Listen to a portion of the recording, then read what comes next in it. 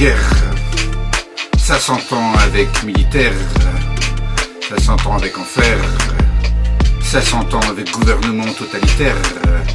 ça s'entend avec gouvernement autoritaire, qui impose de se taire, de vivre sous terre, de détruire l'adversaire, l'esprit suicidaire, plus de père, ni de mère. La guerre, un arsenal de poudre projette où la foudre détruise absolument, déchiquette l'humanité, bâtisse la barbarie sanguinaire, se légitime odieusement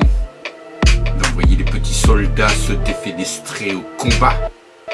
la rage au cœur et au ventre, l'absurdité portée au pinacle, d'illusions savamment entretenues pour justifier l'aberration, la soumission au pouvoir soumis au plus grand des sacrifices, ôter la vie des gens ordinaires pour la gloire d'un fou et de son encadrement ivre graissé d'ego de mesurer,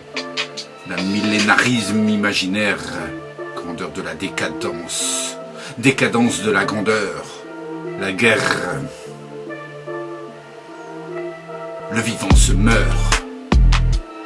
sous le joug des puissants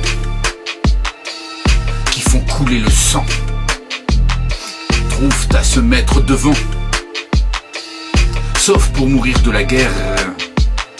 celle qu'ils ont organisée, martelant la grandeur de leurs ambitions, illusions et démission du courage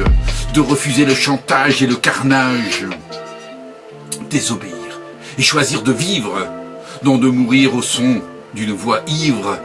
et résister à l'envahisseur qui tente de pervertir nos valeurs,